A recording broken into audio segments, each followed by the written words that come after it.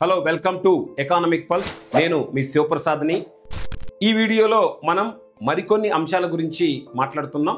Especially మనం leverage ratio అని అంశం గురించి ఈ వీడియోలో మాట్లాడుతున్నాం.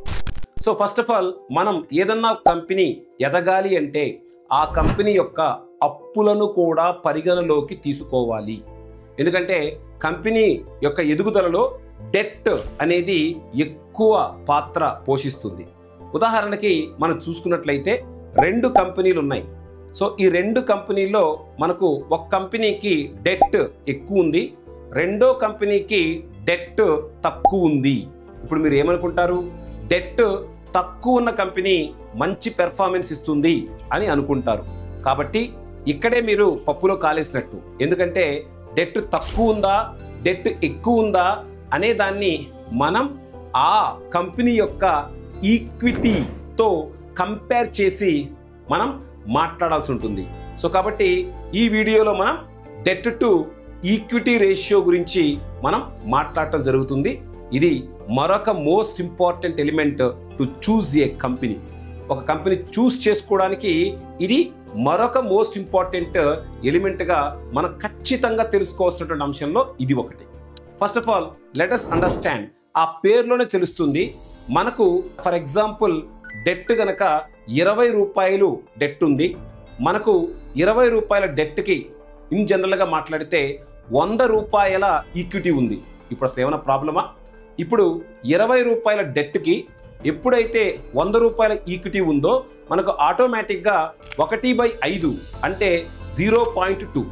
సో ఇక్కడ క్లియర్గా డెట్ ఈక్విటీ రేషియో 0.2 ఉంది కాబట్టి ఆ కంపెనీ మనకు ఎటువంటి ఇబ్బందికరకం కాదు.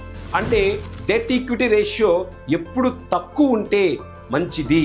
1 కన్నా తక్కువ ఉంటే డెట్ ఈక్విటీ రేషియో మనకు మంచిదిగా పరిగణించి ఆ కంపెనీకి మనం ఓటేస్తాం, ఆ కంపెనీలో మనం పెట్టుబడి పెడతాం.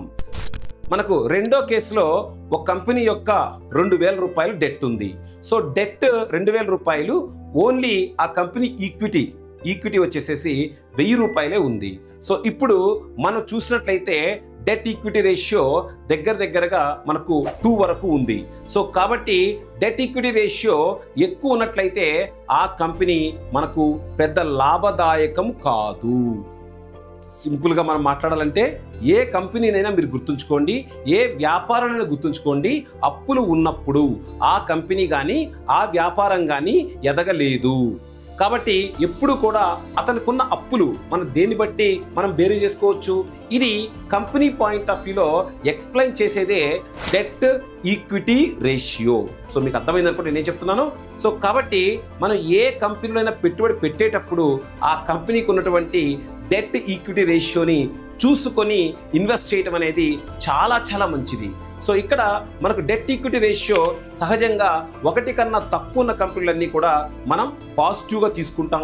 డెట్ ఈక్విటీ రేషియో 1 కన్నా లేదా 1.5 to 2.5 ఇలా ఉంటే ఆ కంపెనీ జోలికి వెళ్ళకపోవటం అనేది మంచిదిగా మనం పరిగణించడం జరుగుతుంది. సో ఇంత వాల్యుబుల్ ఇన్ఫర్మేషన్ మీకు ఇస్తున్నందుకు ఒక చిన్నపాటి లైక్ అండ్ సబ్స్క్రిప్షన్ చేసినట్లయితే ఈ ఛానళ్లకు ఒక మోటివేషన్ వచ్చి ఇంకా మనం బెస్ట్ వీడియోస్ చేసే అవకాశం ఉంటుంది. కాబట్టి సో ఈ చాప్టర్లో లేదా ఈ వీడియోలో మనం డెట్ టు ఈక్విటీ రేషియోని మనం నేర్చుకోవడం జరిగింది.